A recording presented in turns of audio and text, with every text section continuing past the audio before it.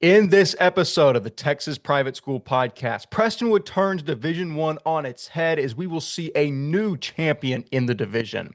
Five seed legacy snipes number one St. Thomas to cement the narrative of Northern dominance. All Saints discards Fort Worth Christian for the seventh consecutive time behind five passing touchdowns from Gavin Beard. Divine and Regents dominate Midland as we inch closer to Ragnarok in the semifinals. And Jace Jackson goes ballistic as Flemingless Lubbock Christian crosses the Knights off the list in their march towards Waco.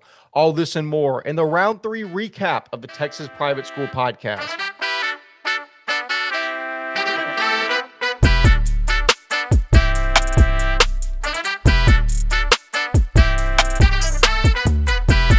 Hello and welcome back to a special round two recap of the Texas Private School Podcast. As always, I am one third of your hosting crew, Wes Tolleson, joining you from cold Sunnyvale, Texas.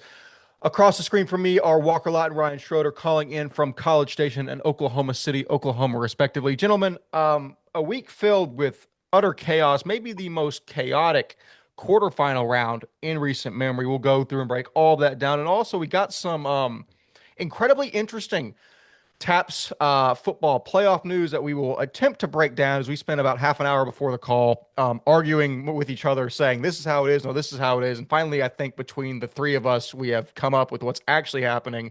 We will try and dissolve that knowledge and give it to the people in this format. All that being said, Walker Lott, I know we typically take this moment to go a little bit over Texas A&M football. I watched about 7 minutes of the game, and I was like, well, we beat Jimbo Fisher's son. That's great. Let's get ready for Texas.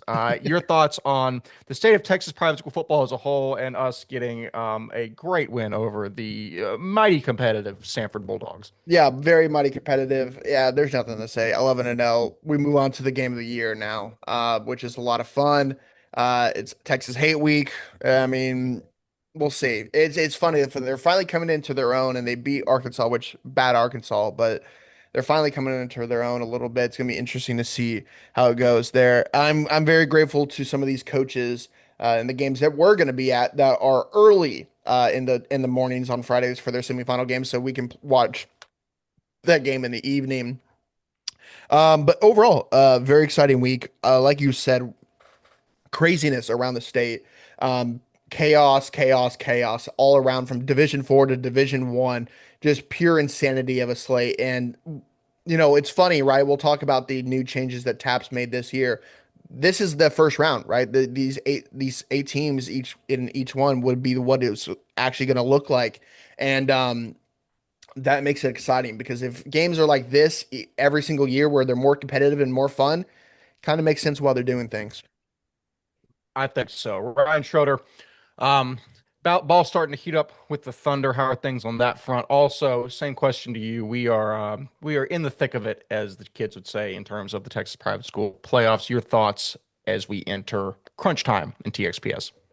Yeah, no, I mean, my Oklahoma State Cowboys had to go 1-10 on the season for me to have a 15-1 start for the Thunder. So kind of evens out the way that kind of works out with each other. But See, I think um, that's the same reason that the A&M Aggies are doing good, and we lost Luca, yeah, and you got to you sacrifice. have to sacrifice.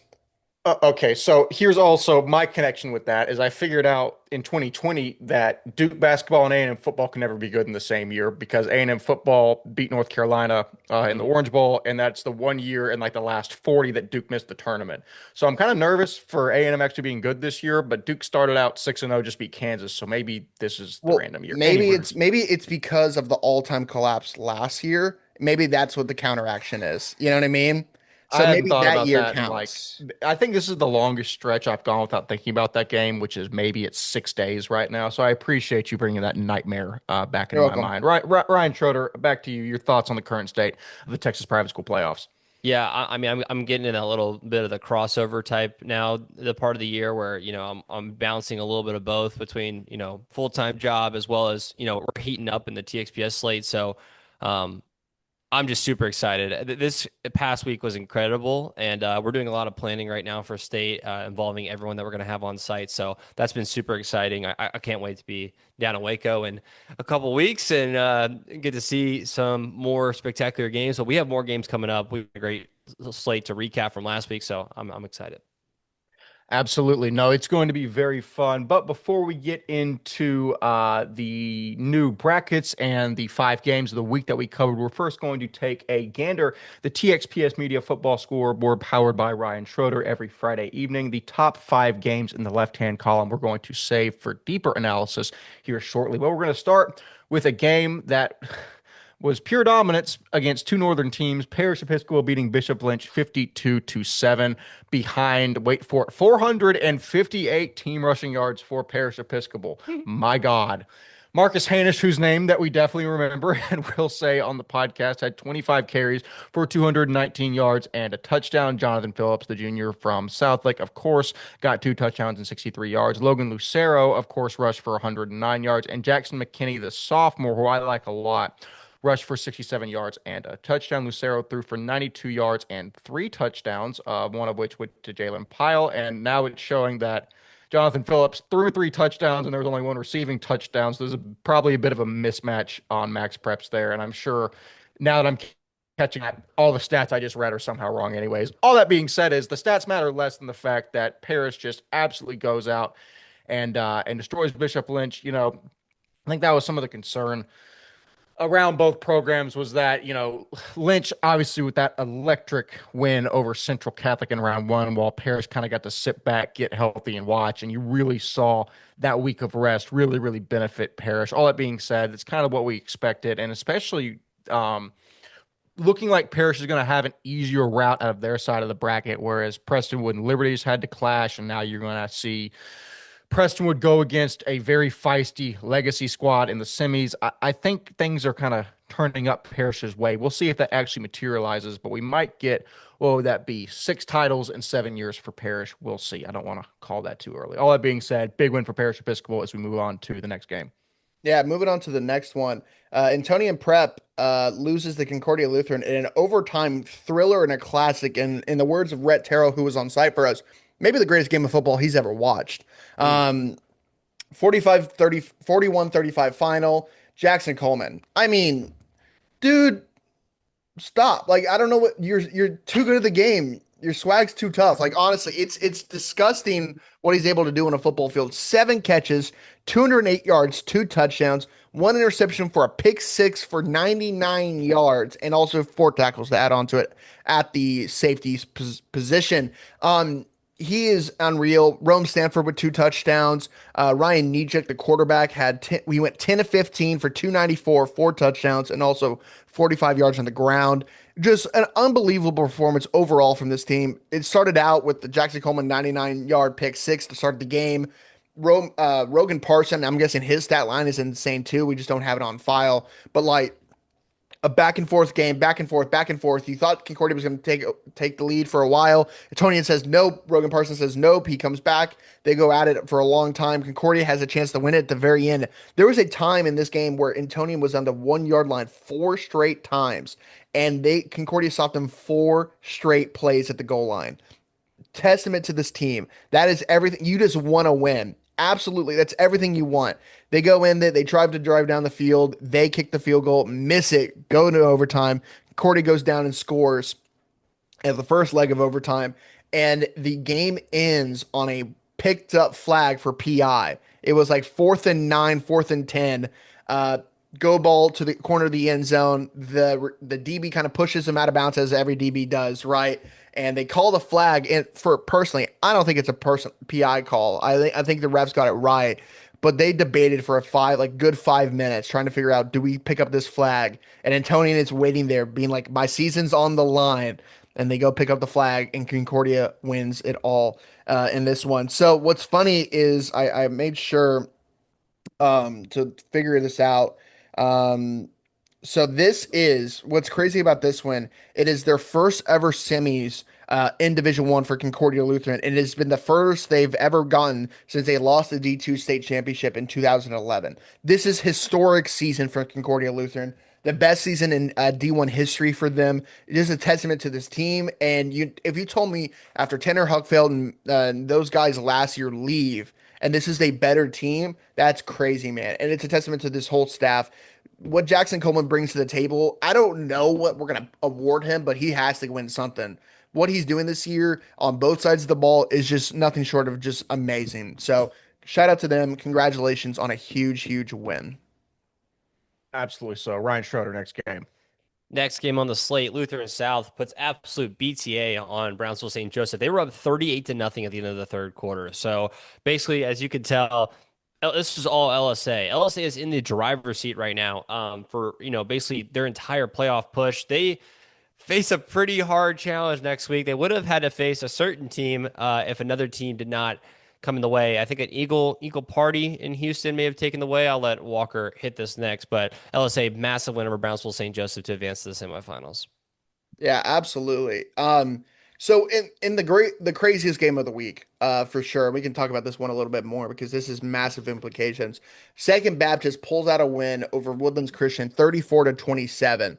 So I was driving up. I told Ryan this story earlier, but I'll keep it short and sweet. I was driving back from the St. Thomas Legacy game, and I realized this game was still going on, and I was kind of shocked about it. But I was like, okay, him said it's on the way back to College Station. I'll go stop by. I got there for the last 5 minutes, and so we'll talk about that more. But the thing we have to talk about is in the first or second quarter, Braden Highnote, the star safety, all-state safety for Woodlands Christian, goes down with injury where he had to bring out the stretcher, bring out everything. It was a bad deal. The game was stopped for 45 minutes. It was a massive, massive deal. And so what I've heard, I believe, is he's doing better. So after that 45 minutes, you could tell that Woodlands Christian just was like, the morale is gone, right? But you lose your star player on defense. How do you kind of respond? This was also Woodlands Christian was out two starting receivers after losing them to injury last week.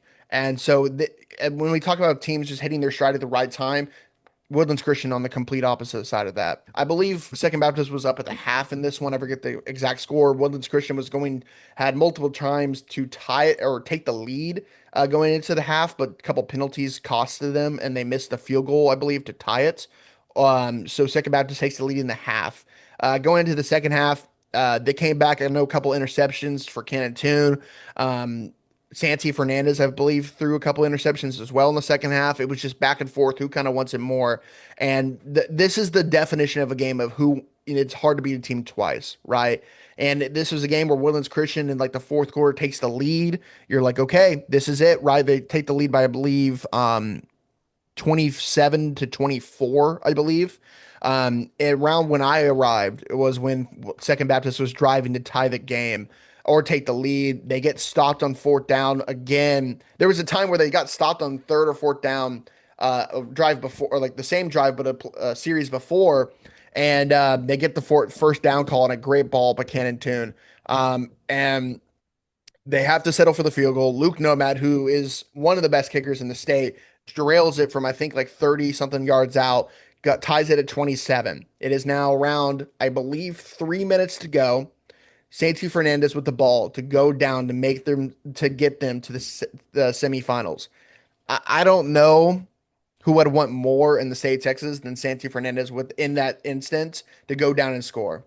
And Second Baptist's defense holds strong multiple times. They stopped the running game of Santi a little bit. You could just tell this whole TWCA team is just gassed, right? They're covering Baron Meacham, like doubling him on the go route so that he can't get open. And it comes down to fourth down, around a minute to go, and it's around midfield. In this instance, I told Wes, and Ryan, you can add on to this. It's 4th and 5, tie ball game. They have a kicker that can make for sure, so you would probably want to punt this ball. But it's also, if you make a 4th and 5 with Santi Fernandez, the Army commit, who's had a MVP caliber season, do you roll the dice, get the first down? Or if you don't even get the first down, you're at midfield. I don't think a kid's making a 60-yard kick, right? So yeah, definitely what do you do? school. What do you do? What do you do? Do you punt it away and let them try to drive down the field with under like a minute to go? Do you go for it? What do you do? Oof. Yeah, you got to make them work for it, right? You got to pin them back. You got to make them work for it. Without high note and without the momentum, I think you go for the kill. I don't hate the call there. I don't either. But that's what football is. You got to roll the dice sometimes. And honestly, if you give me those two options of like, okay, he might not get it, but you still get around midfield, there's a third option that was the worst option. And that's what happened in this game for TWCA, where Santi Fernandez tries to make things happen. He drives out of the pocket. I forget, Kelvin Baptiste, I think, finds him at the line of scrimmage, tackles him down. And while he's going to the ground, Santi Fernandez just lobs it up for one that he will want back for the rest of his life. And it lands right into the hands of Jordan Jones, who runs it 40, 50 yards back for a pick six to call game. And I mean, I think second Woodlands had 17 seconds on the next drive, couldn't get anything going, and that's ball game. And the upset of the season for sure. Um, if you look back at it, right, Santi, I think, is down technically before he threw the ball. But in that instant, you're not calling that in high school. You're just absolutely not calling that. Um, I mean, I don't know. I don't get it. From what we've heard, Cannon 2 was on crutches the week before, and he's in this game playing starting quarterback. I don't get it. Tough. It was a Oh, testament man. to Second Baptist, it's a testament to Coach Bryden. Oh man. You get hot at the right time. Someone look up to me and confirm this to me. They started historically bad for a Second Baptist team, and then recently 1-6. 1-6. And you're talking about a 1-6 Second Baptist team to start the year is going to the semifinals. Incredible. In a very winnable game. And The it, game they only lost by 4 in the regular season when they were like in the thick of their struggles. No, I said this on the space. insane. We're gonna look up, and Second Baptist is gonna be back in the state title game after this happens.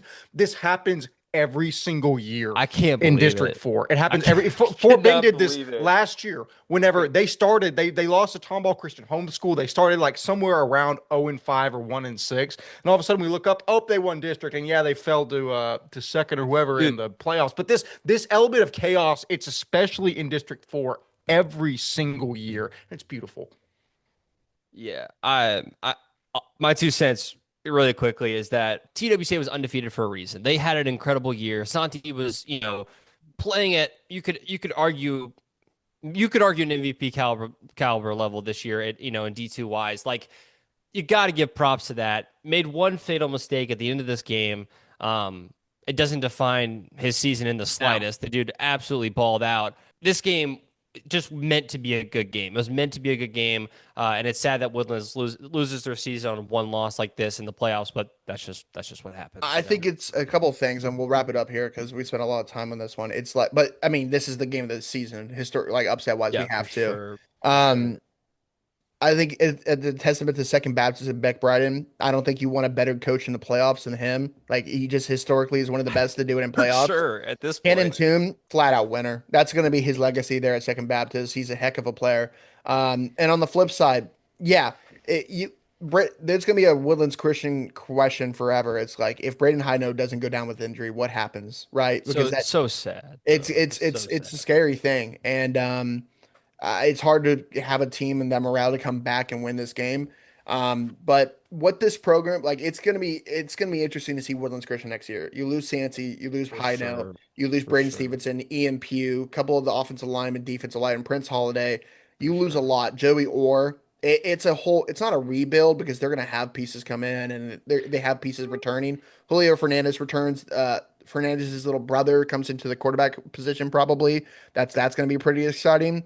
Um, uh, Colton Francis, I believe, is still there. You have Baron Meacham, who's still a stud, right? You have pieces returning, If but it this was the year. feels Yeah, it This, feels Holy Cross esque, doesn't it? A little bit feels like all the pieces aligned. yes, They've where been they'll building have for this. Yeah, I think it's exactly right. To where they'll have talent. You saw Cross do well this year, but not to the point that we're like, yeah, they're like number 2 in the state. Like maybe they're yeah, like 3 or 4. But right. yeah, that's actually a really good comparison. So I think it's going to be interesting for sure. I think they'll be fine next year because they're still in the South, but it's a whole crazy thing. But what Santi and this is not the game for you can define Santi's career as, but what he's done for this program.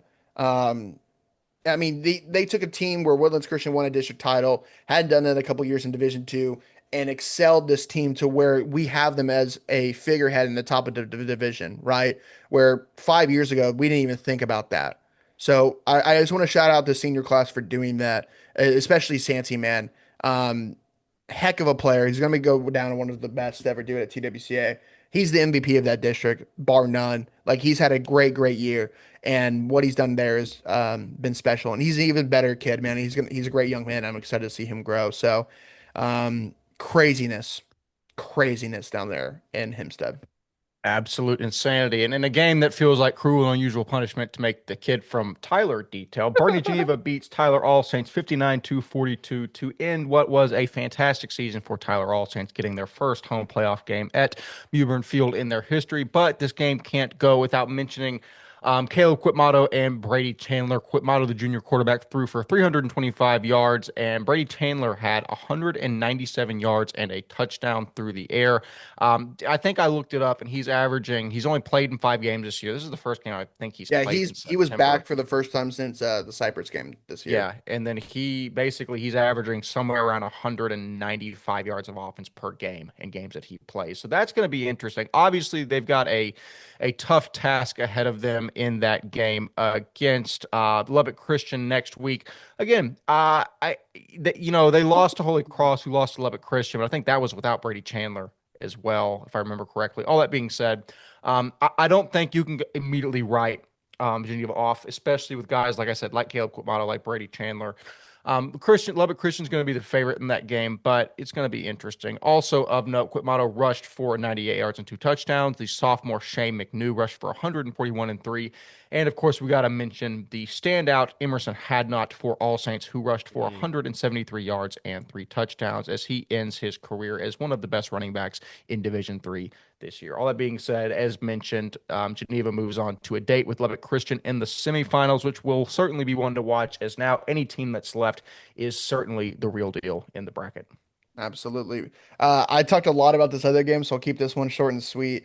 Dallas Covenant beats New Braunfels Christian 42-24. No stats on Max Preps to talk about this game, but Dallas Covenant, a heck of a season for them. That's another stat one I would love to have of when's the last time Dallas Covenant made the semifinals and they're in any football division, right? And this is a heck of a win for them. They move on to play DC in the next round, but a heck of a win for them over a New Braunfels team that was really solid this year.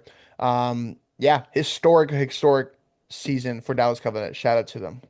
And I want to check really quickly before we move on, but Yeah. I think that Covenant game was somewhat close, at least at the half against DC. I'm going to try No, it was not. It was it was 52 not to close to the 7. half. 52 Okay. to 7 final score. Well, let me. It was 52-7 at the half, 52-7 final. Oh, or 45-7 final. Okay. We got Oh, you're right. No, you're right. 17 to 7 at the half. Exactly. So that's the thing, and that's some inside baseball from DC is that every year, and I was talking to one of my family members is on staff at DC, and he says Wheeler goes nuclear about once per year, and it's always Dallas Covenant because that game always for some reason is close at the half.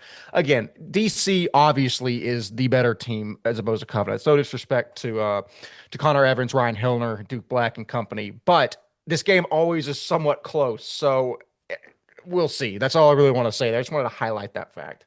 Well, I'll talk about this next game. Who they're going to play? Obviously, Dallas Covenant's going to play DC. They just beat Colleyville Covenant 51-13 in this game.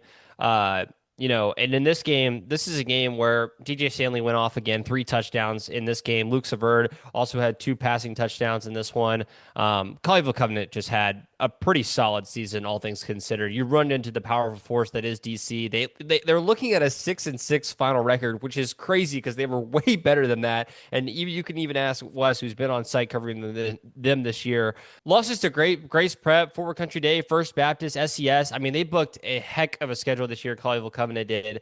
And just running into DC is just inevitable at that point. Shout out Jonah Williamson. As well as Janikowski, who I guess played most of the minutes as the quarterback position for Colleyville in this game. He had 275 yards through the air. All that being said, DC will meet Dallas Covenant in a game that hopefully doesn't look like 17-7 at the end of the first half for Dallas Christian. In this game, it was 21-7 in the first half for DC Colleyville Covenant. The final score of this game was 34-13. I don't know if I mentioned that, but looks like DC knows what they have to do. They got to come out early. They got to come out strong. And I think they're looking to be up by a little bit more than 14 points from last contest, as well as this past contest that they just have a Colleyville Covenant. They're looking to put their foot down. Definitely. So moving down to a game in Division 4, Dallas First Baptist in their first playoff game of the slate beats Hollinsville Sacred Heart, Yep. That is Hallsville. I get the two confused. Sacred Heart, 42-0. No stats. I really don't think you need stats in this game because this is about the record or the margin of victory you would have expected. First Baptist goes to 10-2 on the year. Hallsville ends their season at 6-7. Looking forward to the rest of the playoffs. That's going to lead First Baptist into a date with Austin Evans and Central Texas Christian in the semifinals. That'll be interesting because. Well, because I think Central Texas obviously is talented with Evans in that rushing attack, but we really saw that falter against Brazos. Brazos Christian earlier in the season. All that being said, I think I don't know what I'm saying, dude. First Baptist is a wagon, and they're going to be the favorites. I'm mostly, and I don't want to discount Central Texas Christian, but they're very likely going to get past them. Assuming that Brazos Christian can navigate Rose Hill Christian, who got a huge upset in the opening round, we'll talk about in a second. That I'm curious about because I know there's a lot of confidence and swagger out of Brazos Christian, especially after the first round game. But this First Baptist team looks better than almost any First Baptist team we've seen in a long time, is what I'll say. So that's what I'm looking forward to. All that being said, good season for Hollisville Sacred Heart, better season for Dallas First Baptist. Yeah, the only thing I think maybe the Ike Klemchuk because he's just a dude that he's not a normal dude in Division 4. Maybe he can cause some chaos, but that's you have to have like a tornado of chaos, and I don't see that happening. But moving on to the next game, which is probably the second best upset of the week, Tomball Rosehill beats Mercy Culture Prep. 35-28. And I want to make sure I get this correct because I believe Mercy Culture was up at the half. Um, let's see. Yeah, so they Mercy Culture was a 14 point led in this game, 14 points, and they came back. Roseville came back and won this game. A testament to this team. Wes, we talked about it in every single week when we talk about Rose Hill of like last year was a rough year for them in the years past they have flipped the script this year. It's unbelievable what they are doing over there at Rose Hill. A win over Mercy Culture. I didn't see this coming because I thought Mercy Culture was a solid team. Braden Raybuck, man, heck of a game for him. There's no stats for Rose Hill in this one on Max Preps, but I mean, Braden Raybuck had 72 yards and two touchdowns on the ground and 26 total tackles on defense. Heck of a game for him, but still, honestly, holding Raybuck to 72 yards is a testament to itself. It's a solid performance for them. Rose Hill goes to the semifinals in TAPS Division 4. If you told me that before this year started, I would have laughed. But that's a testament to this team. It's a culture defining win, and a season for them that is really really special, and should be really really proud. They now play Brazos Christian. We'll talk about them in a second in Waller on Saturday afternoon. And speaking of Brazos Christian, they get the win over Munster Sacred Heart, 52-7 in this game. Pretty expected. Just for those who don't know, now Brazos Christian is 11-0 going into this Rose Hill game. The first contest between them and Rose Hill was a 47-0 blowout, and then the other after that was Rose Hill also lost this year to CTCS, being blown out by about 40 points as well. So you can kind of gather what this next game's going to look like, but just to talk about this game real quick, Hudson Jacobus had 233 yards passing on 4 touchdowns.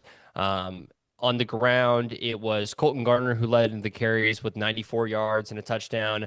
The main target for Jacobus was Micah Sachs, who had 146 yards on 6 catches and 2 touchdowns. And then I think on the defensive side of the ball, there's a lot of different areas. Grant Boehm had 2.5 sacks. There was an interception by Davis Wall, the freshman, and a caused fumble by Grant as well. So he had 2.5 sacks, a lot of tackles, and a caused fumble. You're going to see probably a lot more of that this next week as well. Definitely so. And in the final game that we have got on the TXPS Media Football Scoreboard, as mentioned, Central Texas Christian whacks Waco Live Oak Classical to the tune of 52-0. Walker Lott, over under 150 rushing yards for Austin Evans on this game. Over. Under 9 carries, 135 yards, but he does have 3 touchdowns on the game, as those are the only 3 rushing touchdowns, and he He counts for 135 out of the 176 rushing yards for Central Texas Christian. Let me see what this game was at the half. Nope, no box scores. So I would assume that probably a good chance that his night was done at halftime. Senior Cooper Smith slung the rock at quarterback, 7 for 13, 110 yards, 2 touchdowns, and 1 interception. Cooper Ragsdale, the junior athlete, had 1 carry for 31 yards. As we move down into the receiving ranks, apparently there was only one. Let me see. Is that true? Well, even though there were 7 completions, it says there was only 1 reception for 6 yards by Rhett Humphreys. So do with that information as you will. Rhett Humphreys also had an interception on this game. No tackle stats, and obviously not a whole lot of stats to work with for Live Oak as they got shut out. Central Texas Christian continues their season at 10-1. Waco Live Oak will finish at 6-5. As mentioned, that will move Central Texas into a game with the Death Star in Dallas First Baptist. I mean, listen, if we remember back to last year, this game was pretty close going up towards halftime. And there were several First Baptist coaches that remarked that even after they played Brazos in the state championship game, that they thought Central Texas was a tougher out in the semifinals. All that being said, I'm really curious to see, like you said, Walker, if Ike Klumchuk, if Austin Evans, Cooper Ragsdale, Cooper Smith, and company can pull a rabbit out of the hat and really shock what is probably the most dominant team out of any division, maybe that we've ever seen in TAPS. We'll shelve that discussion for a later date. All that being said, great win for Central Texas Christian as they move into a semifinal matchup. All that being said, that is all the information that we have on the TXPS Media football score. But before we get into some TAPS football bracket changes, we're going to cut to some of the best student analysts in the entire state. This is Minute with the Interns.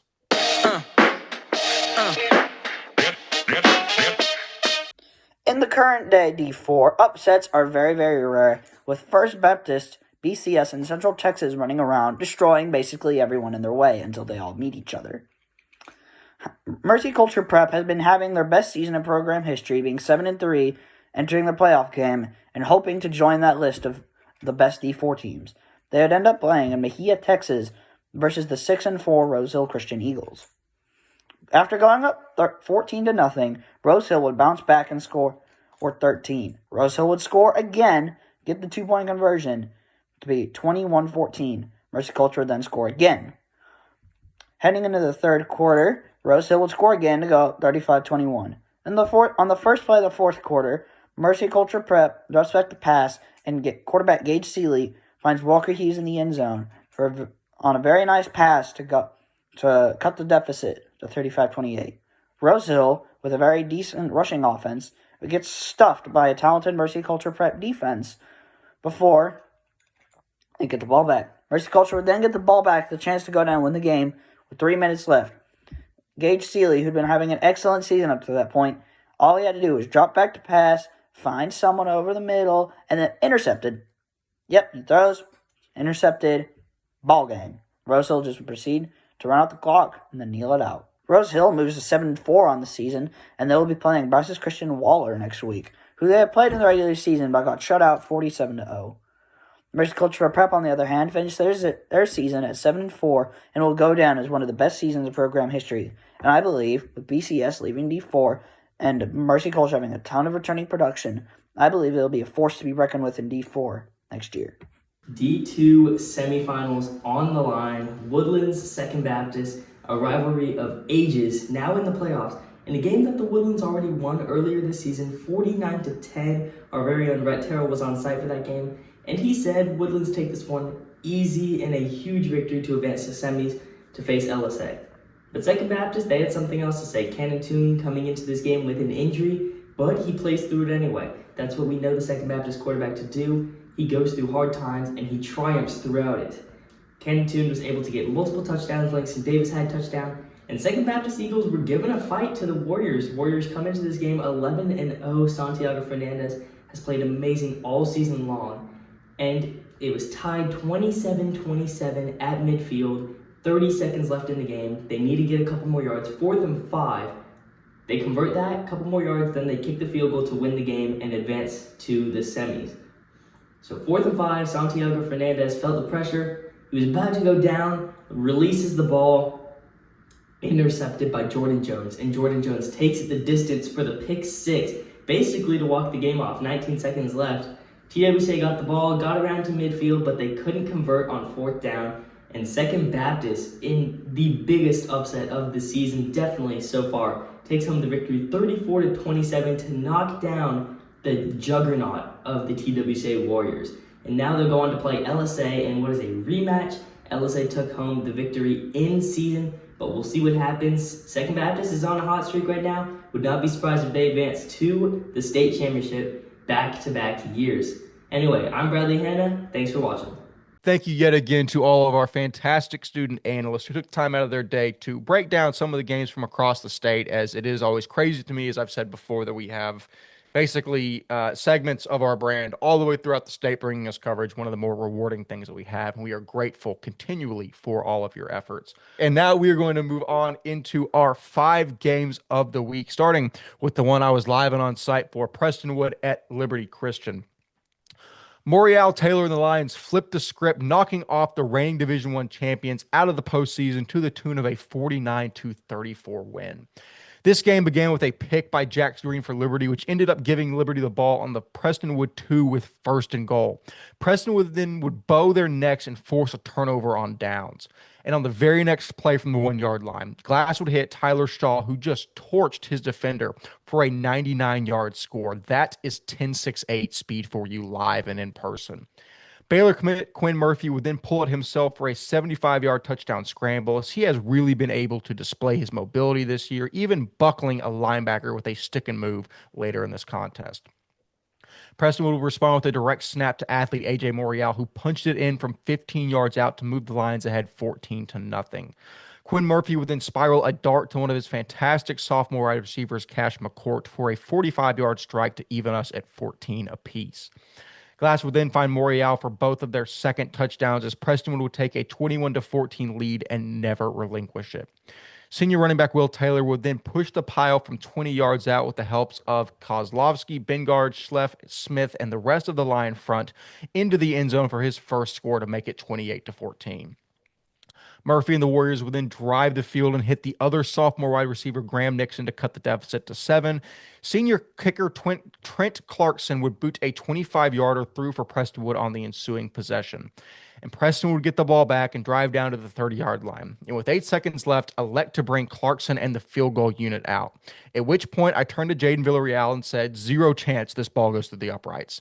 And before the words were fully out of my mouth, Clarkson splits the poles with 2 yards to spare, 34-21 Prestonwood at the half. It's a 47-yard field goal, dude. That's the longest field goal I've ever seen at TXPS live and in person. I watched A&M miss like 40. I watched A&M miss a 27-yard field goal a week ago. Get Trent Clarkson kicking for the Aggies right now. Real. All that being said, back to the game. To open the half, Liberty would force a punt by Clarkson, but they didn't count on his ability to run it, as freshly off of a 47-yard field goal, Clarkson takes the fake punt up the home sideline for a Lion first down, and my God, was he pumped up. That was a fun play to watch. Glass would then float a perfect jump ball to senior wide receiver Gio Darasol, who straight up head taps his man to give Prestonwood a 20-point lead. This also led to a really kind of humorous debacle post touchdown with the celebration. So I'm not even going to do it justice or even attempt to. But Jaden actually explained this to me after the fact. But Gio kind of hit his little dance, where he does that and like you do that and something like that. Yeah. I'm not doing the full thing. Jacob, clip that. Clip that. Don't tell him to do that. I'm the whitest person on the planet and cannot dance. That's as much as you're getting. All that being said, he hits that and then he hits this and the ref immediately throws a flag. And Darasol looks over. He's like, "What did I do?" And the ref was like, "You know what you did. If it's just a regular celebration, it'd be fine. But you did that at the end." And Jaden looks at me. He's like, he thought he like thrusted. And Gio was like, "No, it's part of the dance." So all that being said, it was like the most tame celebration of all time. There was like 50 more egregious ones I've seen this season. It was a very funny miscommunication. All that being said, Gio Darasol is a fantastic athlete, has really come on strong. One of the main reasons that Liberty has made this push late into the postseason. Following the game, Murphy would then hit Jax Green with a dart in the end zone, and then the Warriors would recover a fumble snap by Prestonwood. is almost shifted in the favor of the Warriors in a big way. However, for the second time this contest, Prestonwood bowed up on 1st and a yard to the end zone and kept the Warriors out of the end zone on 4 straight tries with a massive pass breakup by sophomore Braden Bixler. Again, they did that on the Warriors' first drive of the game, and they did that here when the momentum was really starting to shift towards Liberty. That's why I think Prestonwood really can go out and win a TAPS D1 state title. Their defense is absolutely ferocious. And Will Taylor would close the coffin with his second score of the night as the Lions would get sweet revenge in the game that mattered, 49-34. Prestonwood had 541 yards of total offense, only 341 in their last meeting when they lost by 14. Since losing Cooper Witten to injury, they've given up 522 yards of total offense to Parrish, 497 to Legacy, but they did hold Lynch to 230. Will Taylor had a monstrous night, 28 carries, 256 yards, and 2 touchdowns. And I do have to finish this off by giving a salute to quarterback Quinn Murphy, who is one of the best that we've seen come through the TXPS ranks in all of our days of coverage. Quinn Murphy finishes his career across 2 seasons with the Regents and 2 seasons with Liberty as the following: 11,626 passing yards, 168 touchdowns. We speak to the extent of the stat line for Sawyer Anderson, who was fantastic. Just to show how good Quinn Murphy was, Quinn threw 10 more touchdowns in his career than Sawyer did. Now, granted, Sawyer threw for 15,000 yards. I'm not comparing the quarterbacks to one another. I'm saying this to give you a scope as to how dominant Quinn Murphy was as a 4-year starter in Texas private school football. It stinks to go out this way, and Walker mentioned that this is the only year that he didn't make at least a TAPS semifinal appearance in his days in the sport. All that being said, a fantastic career for Quinn Murphy, and somehow he has even brighter days ahead in Waco at Baylor. All that being said, Walker, looking into this game, I thought about it a little bit, and I was reasonably confident in my pick for Prestonwood just because, and it's kind of contradictory, but I mentioned that one player never makes an entire team, but Cooper Witten comes really close. And that's not saying there's not a ton of talent with Quinn Murphy, with Coral Buckhalter, with Lincoln McCamey, with all the other cats, but especially on defense. You've seen him be missed in a big, big way. I think that was a big factor in this game. It turns out that Prestonwood's going to defeat Liberty and move on. Your overall thoughts on the contest? Yeah, I mean, losing Witten is huge, and I probably could have articulated that and thought through that a little bit more for my pick, but it was just like I trusted Quinn Murphy, and I mean, like we'll talk about more in a second, just how successful he's been. But yeah, like think about it. If you lose Anthony Hill on a Texas defense, you lose Torian York on an A&M defense, right? You lose these star backers that kind of make everything go. It's a whole different team, a whole different defense, and yeah, especially in high school when you lose a guy like him, it's even worse. So. Heck of a season for Liberty, and we talked about him in the previous year, right? Where we were just like, I just don't think they're there just yet overall, and they still made us lie. We thought we lied to the public after a couple of games because Cooper Witten is that special, and they still have a lot of pieces, but just not everything is not fully there, and you saw that this year. But still, I'm expecting Cooper Witten's senior year. Whoever they have at quarterback and the guys around him, you still have Coral Buckhalter coming back. You have some pieces coming back. They'll be good next year, and I'm excited to see how they rebuild going into next year. But on the flip side, Prestonwood, heck of a season for them. They're just talented all the way around. Will Taylor is an underrated gem of adding to this team this upcoming year after losing so many pieces at the running back spot to graduation or transfer. He's been a bright spot over this team. I know this offensive line leading the way could pretty much anyone could run behind them, but I think William Taylor is a really special back, and he's proving why this year. Glass, everyone else, the guys who are at the receiver positions are being way more important than we thought at the start of the year, trying to figure out who's going to be the guy to stand up, and guys have. So exciting things for Prestonwood. Excited to be back. You just have to beat Legacy, and you're back in the state title game, and which is I think the first time since McGuire Martin Company did it with Carter Stoutmeyer, and that group did it a couple years ago. So, but yeah, Quinn Murphy, I'll end it there, man. A great kid. Been watching him since he was a freshman. I'll never forget like hearing about him when he got the Louisville or something offer as an 8th grader going into this year before he even took a varsity snap. And we were like, who is this kid? How good is this kid gonna be? Yeah, really freaking good. And he's been an awesome guy to cover. His family is awesome. And it's been an honor to watch him in the gold and whites and or gold and navy and the navy and white. So heck of a player. He's gonna be awesome at Baylor with Spavital over there. And he's gonna be if 168 yards and 168 touchdowns in 4 years, I think he'll come close to that in McLean. So shout out to him. I mean, if think about it, like he's already, if he stayed at Regents all 4 years, I mean, he's probably the best to ever do it at Regents. And now, I mean, in his 2 years being at Liberty, I mean, he's already one of the best to do it at Liberty because of the state title run. So, heck of a season for both of them, or heck of a career for him. So, shout out to the kid. Definitely. So Ryan Schroeder, I mean, we had Prestonwood as the number one team in Division One moving into the season. And granted, they lost McLean, they lost LJ Taylor, they lost Jonathan Frenchlove. They lost another running back that I'm forgetting off the top of my head. But all that being said, even with these big losses, you bring in guys like William Taylor, Gio Darisaw emerges. You got guys like Junior Niffin really step up, and you still have what might be with Parrish the best offensive line in the state. Your thoughts on them? Really getting revenge on Liberty and then getting revenge on a quarterfinal matchup last year where they fell to Sawyer Anderson Parrish by 6 points and finally getting over the hump to the semis.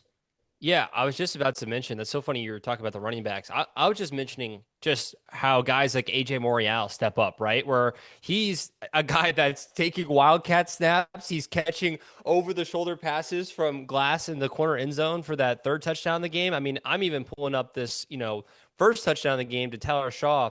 Bro, when the first touchdown in the game is a 99-yard touchdown, like I just there's just not much you can do when he's throwing that from the 1 yard line. I'll send you all this video that I saw from Mike Leslie on WFAA. But dude, I'm when I tell you that Prestonwood has just put themselves in a perfect position. Everything's like keying up at the right time. The Pettijohn brothers are absolutely incredible. They have the pieces, and it's funny to think about how many people they've lost, and they're still this elite. Like Prestonwood is an elite team. Y'all have already hit the Cooper story there.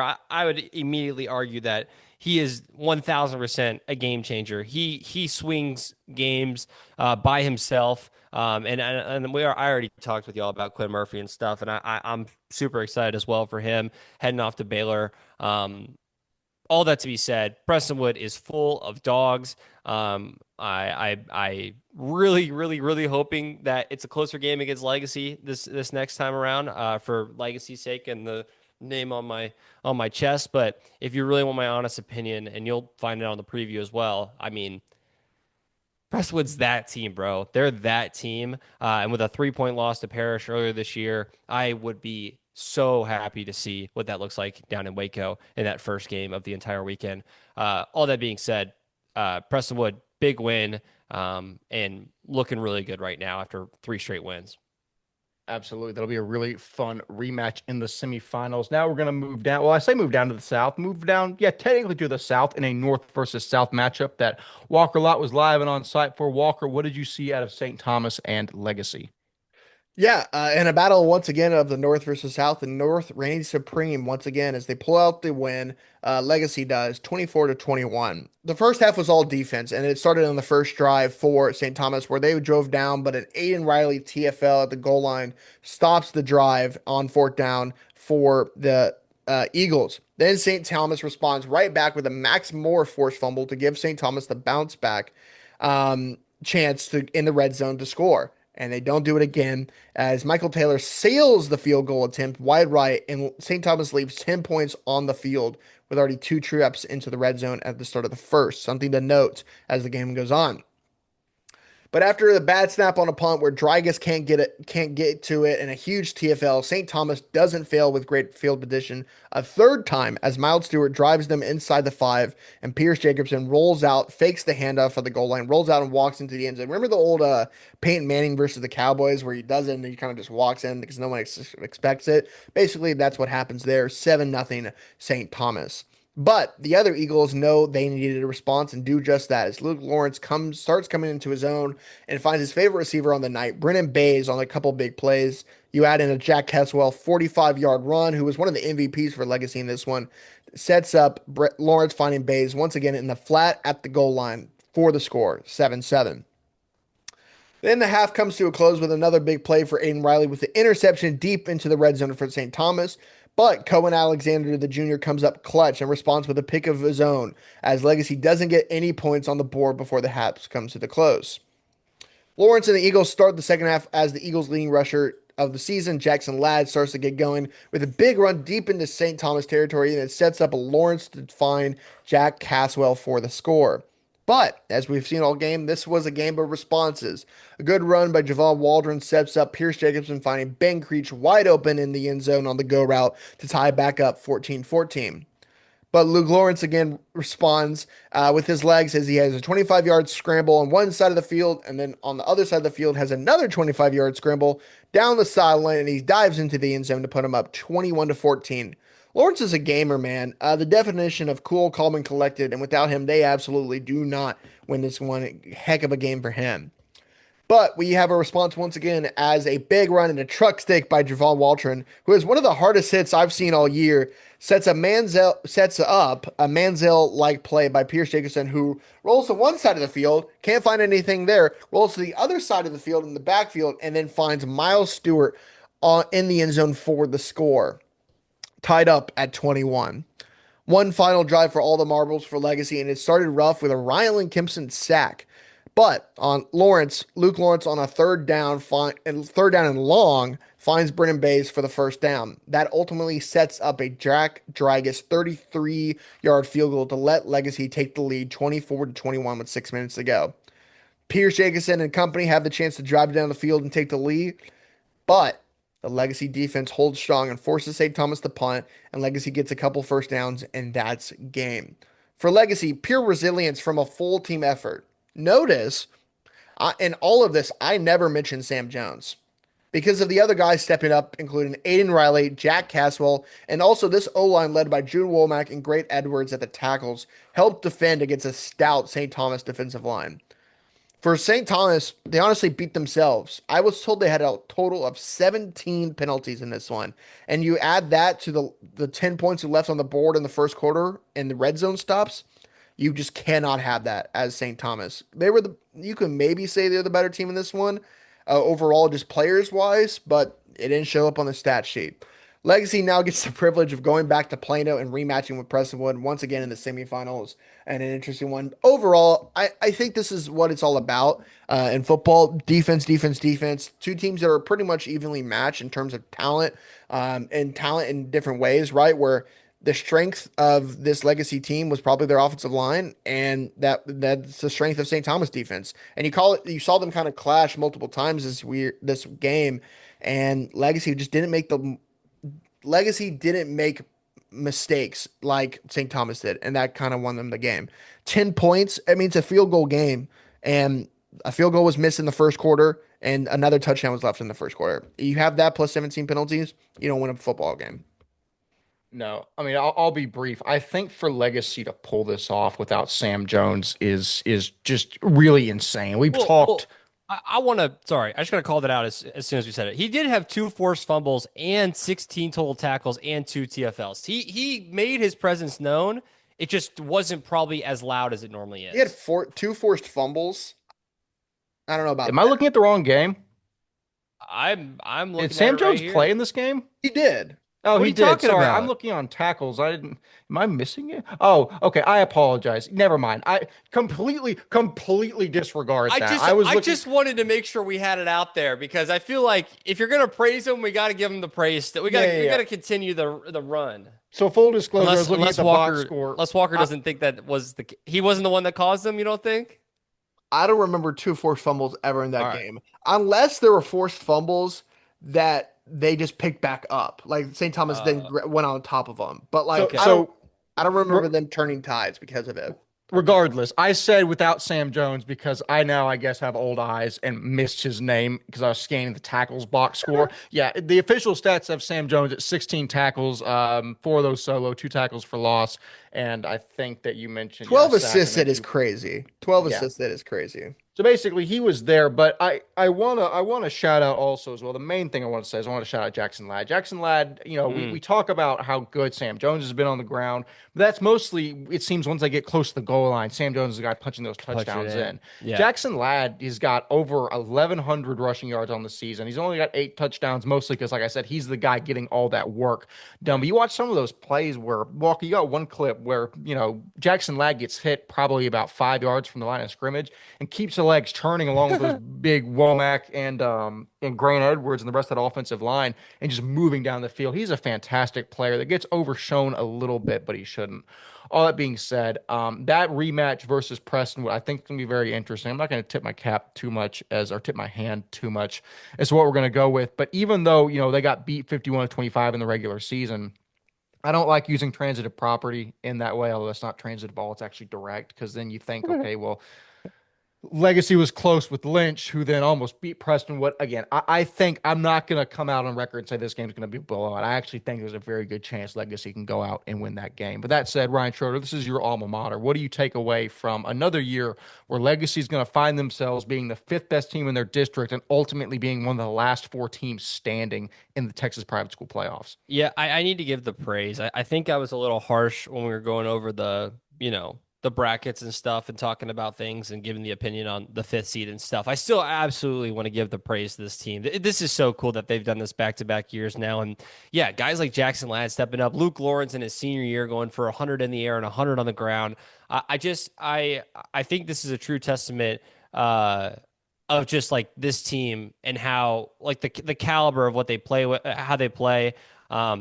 You don't have big names coming into campus on Legacy's campus. Jude was a different example of that, kind of just a weird scenario. But overall, Legacy has never defined themselves in a way where they get a bunch of guys in, especially in the football sense. And for them to make back-to-back semifinals just speaks to the volumes of what this coaching staff has done. We were in the depths, man, after my years at Legacy. We had about 2 or 3 years that were really, really, really bad. And for us to kind of raise out of the light of that, this has been super cool to watch, and I'm super excited to see what they can do in this rematch in the semifinals. All that to say, on a positive note, this is very impressive. I'm super excited, and roll Eagles. Roll Eagles, roll. Is that what We're y'all going to say? move- Y'all say roll Eagles? No, my dad says that about Boston College, so I just Real. I like that. I'm creating trends. I like it. Boston. It'll work. It'll work. Boston College Eagles, Legacy Christian Eagles, St. Thomas Eagles. There's a lot Southwest of Christian? Eagles. Yeah. Southwest Christian Eagles. That's why. And again, I rag on Brook Hill sometimes, but I think I like Brook Hill because their mascot's unique, and that's the guard. Although I've never figured out what they're guarding, it's one of the more unique. It's probably the most unique one in Texas private school football. That being said, we're now going to move from a TAPS Division I matchups to a TAPS Division II matchup, as All Saints extends their winning streak to 7 against their foes in the North Richland Hills, earning a date with Regents in the semis. This game started in favor of the Cardinals. However, they jumped out to a 14-3 lead behind a forced fumble from Tucker Ashford and a 60-yard sprint by Kason Anding. But the Saints would score 14 unanswered of their own, one courtesy of a Gabe Starling touchdown. Jatin Briles would then take a chance to display his speed, housing a 43-yard slant to the crib. Forward Christian would then pick off All Saints to make the score 24-21. Gavin Beer would then hit Hatton French twice to extend their lead to 14 and notch his 5th passing touchdown. And there we would have our final. In terms of stats on this one, Gavin Beard went for 361 yards on 5 touchdowns and a 78% completion rate.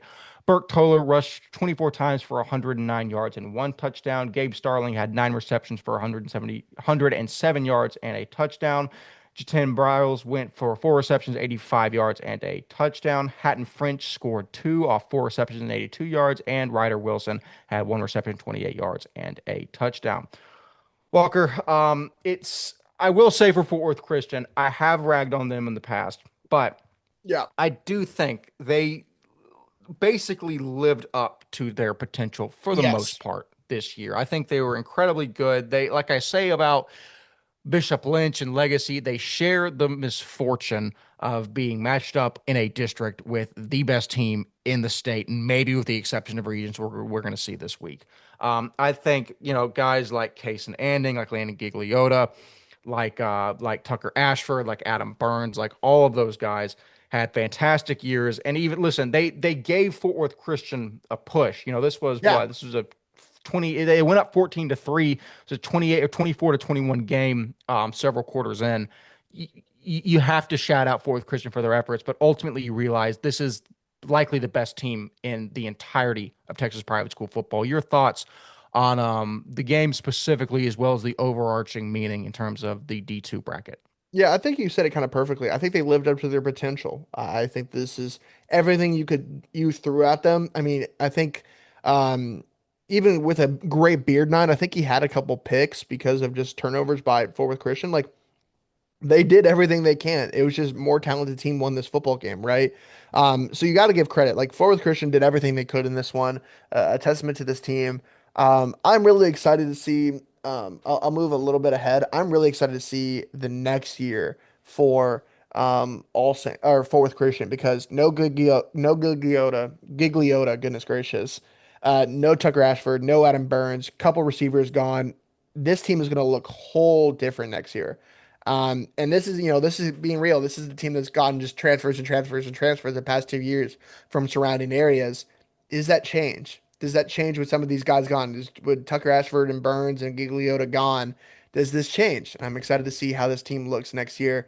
You have Bo Pearson returning, you have guys like that returning, but it's gonna be a different team next year, and I'm excited to see how they do. But All Saints, they keep rolling. They're just so holistically good.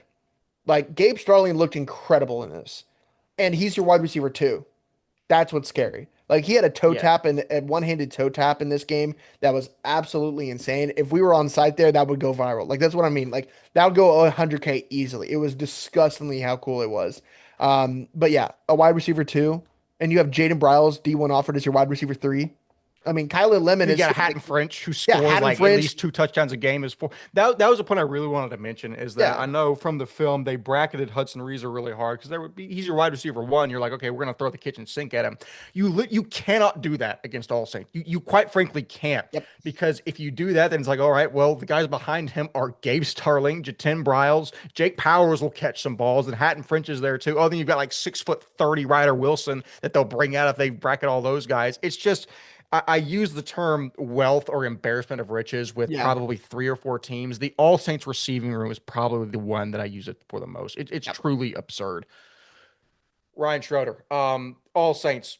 The Saints keep marching in, and they march into a date which I described as Ragnarok versus Austin Regents, basically the ending of the world as we know it. I think the fabric of space and time might rip apart in this game because it is truly the unstoppable force versus the immovable object. I know All Saints, this game happened in semis last year, was close for a second. All Saints pulled away. I think this Regents team is even better than they were last year. And I think somehow this All Saints team is even better than Yes. they were last year. The question is, who is better relative to last season? But that we're not talking about that game quite yet. Yeah, We're yeah. talking about this game, All Saints beating Fort Worth Christian. Your thoughts? Yeah, I got to give the flowers to Fort Worth Christian. They did the best they could, and in the model of next year, they're looking at a chance at a title. From how Walker just described it, so you can be this exact position you were last year, and be as competitive as you were. I mean, going 9-3 and only losing to 2 teams is just kind of indicative of what it means to play in this district. You played good team in the non-district slate. You booked Second Baptist and TVS and the New Prosper School. Like you booked teams that I feel like most people, looking at the schedule at the start of the year will be like, oh yeah, they're going to be prepared for their district. It's just the inevitable. It's the inevitable of Fort Worth All Saints. They still put up 21 in both games. And like we've said forever, Fort Worth Christian has dogs, man. And it's sad to see Gigliotta and company go out like this, but this is truly impressive. And I'm excited to see what All Saints can continue to do on this path. Like we said, 12-0. Haven't lost a game since the 2023 season at this point. So pretty crazy to think that that's how far they've come. Just you saying that I haven't lost a game since the 2023 season, and that game was against Liberty Christian in the semifinals at the Star that I was at. That is truly just absolute dominance Insane. from Coach Aaron Beck and the squad at Fort Worth All Saints. I mean, when you think of dynasties in the sport, you think of the Parish Five straight, you think of DC doing what DC does, you think of Second Baptist right now. And I think we're going to see. I mean, the dominant, especially if All Saints can get another title this year. They definitely have to start to go on that wall in the sport. But that being said, they're going to face off with another team that got a big win here in round two. That is Midland versus Regents in a display of pure domination. Regents brings the hammer down on Midland Christian 48-15. I mean, this was never even really a game. You look up and it's 27-7 Regents. You look again, it's 41-7. That's what Divine, Smith, Millington, and Novi do to you. It's an offensive blitz of the highest degree, which is funny saying the words offensive blitz, but that's literally what it feels like. Divine finished with 230 yards and 4 touchdowns on 70% completion, and also led the team in rushing with 114 in the score, because why not at this point? Sophomore Ben Anderson got 7 carries for 74 yards. As it's worth noting, freshman Isaiah Mills did not play in this contest. In terms of receiving, Blake Smith had 3 receptions for 83 yards and a touchdown. Cade Millington had 7 receptions for 94 yards and a touchdown. His little brother, do you remember the younger brother's first name, Walker? Because I just see K Millington. Kellen Millington. Kellen Millington, his younger brother, had 2 receptions, 26 yards, and a touchdown, who's taken a larger role in the offense as the weeks have gone by. And then, I think, 7 receptions, 94 yards, and 2 touchdowns for Cade Millington. All that being said, 238 combined yards for the receiving corps from Regents, as I'm sure, by halftime, a lot of these guys might have been out of the game. All that being said, I have in the script here, I want to talk about my initial thoughts on the game versus All Saints. We kind of just did that, saying that the fabric of space and time might rip apart. Walker, for me, basically, this was one of the last tests for Regents. We've seen them have great offensive performances, but they also played a really stout defense in Kincaid earlier in the year and only scored 21 points. You want to look at a team like Midland, who, it's cliche, but we always say hang their hat on tough defense, whether that's Brady Young, whether that's Coy Hayes, whether that's Isaiah Matthews, or the other talent on that defensive line. And Regents said, we don't care about any of that. We're actually going to we're going to come 2 points shy of a 50 spot. One of the best offenses that we've seen, and also holding Jackson Franklin, that offense, to 15 is electric. Your thoughts on, can Regents challenge All Saints next week? Yes. I think it's going to be the game of the year. We've talked about it. It's going to be the game of the year. I think this is going to be a fun one. 2 well-coached teams, 2 high explosive offensives, great defenses. Also, this game, locking down Midland like this, was without Charlie Burton. He also wasn't playing. They're your star defensive player. You have 2 stars not playing in this one, and they're probably going to be back for this next game. Something to watch, man. I am really, really high on this Regents team. I am. I've said it all year. There's just so much offense. Divine, one thing we have this year that we have not had in years past against this team is your starting quarterback playing in the biggest game of the season. 3 straight times where you had Jack Divine playing as a freshman over Quinn Murphy when he got hurt. In the last year, Jack Divine got hurt, and it was Bobby Long at quarterback. You have MVP, honestly, maybe favorite right now in TAPS Division 2, and Jack Divine at the helm, playing his best form of football with the best receiving room they've had at Regents right now. So it's scary. They look really good. If you get Isaiah Mills and Charlie Burton healthy for next round, it could be very interesting. But I think it's a heck of a season for Midland. They had a great year. I think Isaiah Matthews. I want to say we haven't really talked a lot about Isaiah Matthews throughout the years, because just he's out in Midland. But this year he's been on another tear, and he has had a fantastic year and deserves his flowers, and his whole team. They'll be back. Jackson Franco's a freshman. Caleb Cruz is coming back. They have pieces returning, but this is a great year for them. So shout out to them. And great year under first-year head coach Phil Dawson out there. But I saw it against Kincaid. It does not matter. This offense is just too good to be stopped, and especially against a Midland team, it was a recipe for disaster for them.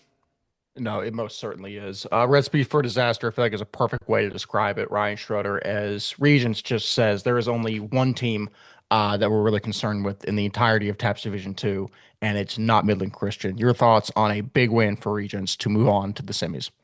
If you wanted to prove to anyone that you were rightfully so to be the other undefeated team in Division Two, that's the showing you have. You want to come out in utter dominance in that game, and I'm super excited. Regents, I've said this. It's so funny. Y'all are kind of like also just rehashing it as well, but it is so true that this is one of the best Regents, if not the best Regents team we've ever seen. This is the prime Regents team. They do that when they show you that they can beat every single opponent. They, besides that Antonian game, they haven't let an opponent score more than 21 points this year. Oh, Lorena as well. They haven't let a private school opponent score more than 21 points this year besides that Antonian game. Regents is elite on the offensive side of the ball. They're elite on the defensive side of the ball. I'll say this in all things considered. All Saints power of above. They are absolutely at the top. Regents is as close to them as they can get to them. Both undefeated powers. I'm so excited. If you want to talk about game of the year, even if Parrish and Prestonwood see each other in the finals and in the championship, I still would argue that I'm more excited about this game because we haven't seen it yet this year, and it just means all the marbles with two undefeated teams. Absolutely so. No, I think, like we said, we've kind of built that as the game of the year up to this point. And I think, especially as Walker mentioned, with a healthy quarterback for the first time in 3 years, I cannot express my excitement for that contest on Friday at 1 p.m. in Waco, Texas. Ryan I'm Schroeder. also so excited. I'm so disappointed that it's not being played at state, and so we won't have all the. Oh, imagine we had 10 people covering this game. That's what this game deserves. You know, We'll do it with two. We'll get it done with two. We're gonna get the squad there. I'll Don't ship worry. Jake we off. go. I'll ship Jake. We need more people there. All right, come on, man. It'll work out regardless. We're gonna have a fantastic smattering of coverage for that game. And finally, we are going to move down to Division 3 for our final game of our 5 games of the week. That was Holy Cross versus Lubbock Christian. No Fleming, no problem. Lubbock Christian gets past Holy Cross 48-27 behind 2 rushing scores apiece. Quarterback Jay Jackson and running back Colt Messina. Even when Fleming was available, Lubbock Christian liked to run senior athlete Day-Day Atkins out of the Wildcat, and appears they did a fair amount of this here as he threw 3 passes for 79 yards and a score. He also carried the ball 18 times for 137 yards. Jace Jackson had 2 passing touchdowns to pair his 2 rushing, 1 apiece to Jackson Doyle and Keaton Lee. And, oh, of course, Atkins' 1 passing touchdown went to Jace Jackson, who hit for the cycle with a passing, a rushing, and a receiving touchdown in the same contest. Dylan Bell type ish. Exactly. As for Holy Cross, they didn't have Taylor Flores, their star running back, for the whole game, and JJ Acosta, one of their big rushers, departed after the second drive.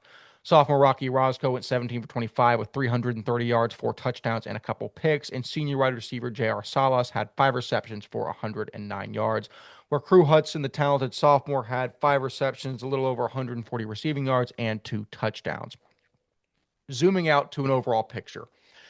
This is what we needed to see from Lubbock Christian. Your starting quarterback goes down. Is your system that we've spoken so highly of good enough to say next man up and dispatch a title contender?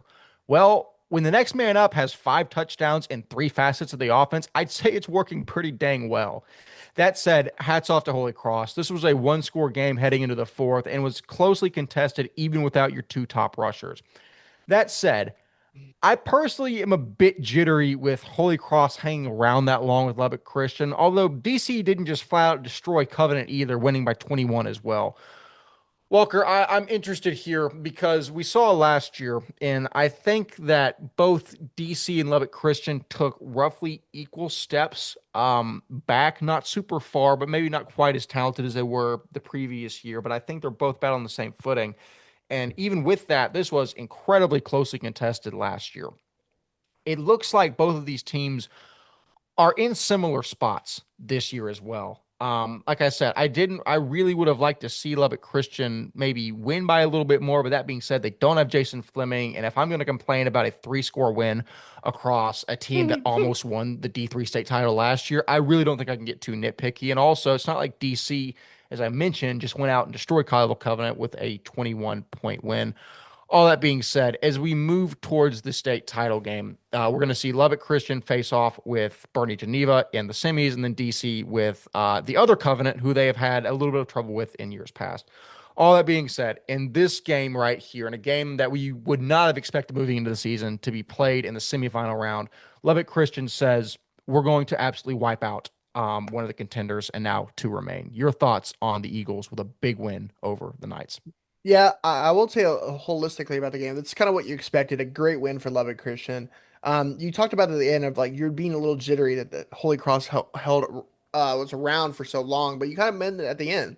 That's a contender right there. It kind of makes sense that they were around for a while, right? But it's a testament to this Lubbock Christian team that they kind of nipped it in the bud at the end, and that's what I wanted to see. So I think it's okay. I think putting up 48 on Holy Cross is impressive, and I think that's what I wanted to see. Where even if Fleming doesn't make the state title game somehow, how will they look? And I think they look really dang good.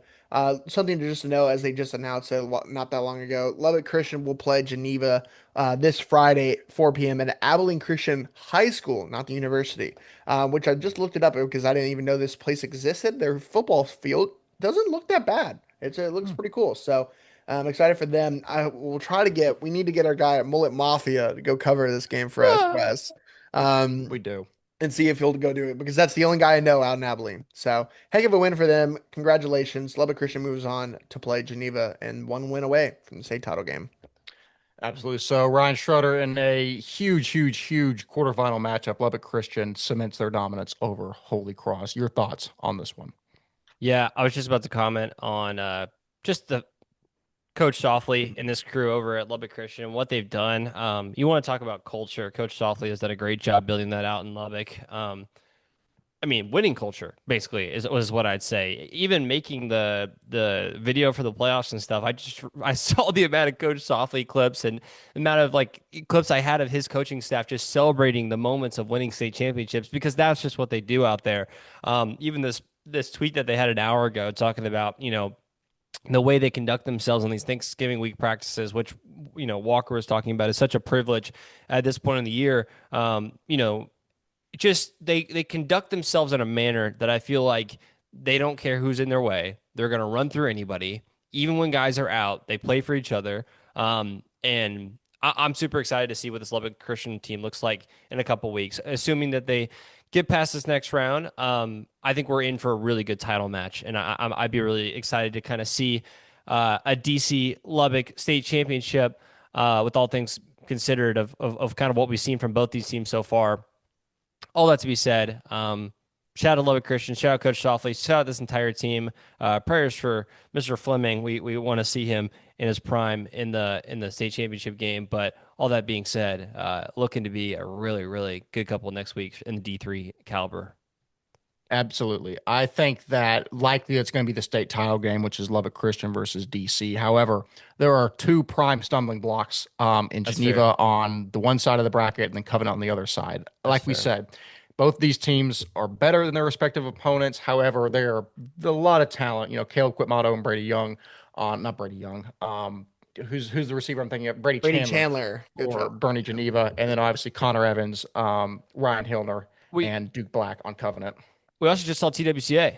That was exactly that is the absolute scenario of what could happen at any level this week. So I think the only difference with DC and Lubbock Christian, this is no slight to TWCA at all, but DC and Lubbock Christian are basically, they have been in the spot many times. Like they know how to play deep in the playoffs. And I'm not at all saying that TWCA doesn't know how to do that, but these are like two of the programs that we put on like the Mount Rushmore of established small school programs. So I think they're less likely to get snuck up on. And I'm sure now that I say that, it'll happen. All that being said, that is actually all the content that we have for this episode. If we don't break out the emergency pod section, it's going to be about 2 hours long. If we do, we're probably looking at about, an hour and 15 minutes straight. But that is showbiz, baby. We're going to bring you reactions to all the content as it comes to you live. But until we meet again on Thursday evening for the semifinal preview. I have been 1/3 of your host and crew, Wes Tolleson. Walker Lott, Ryan Schroeder have fantastically been themselves. We will see you in the round 3 preview. See you later.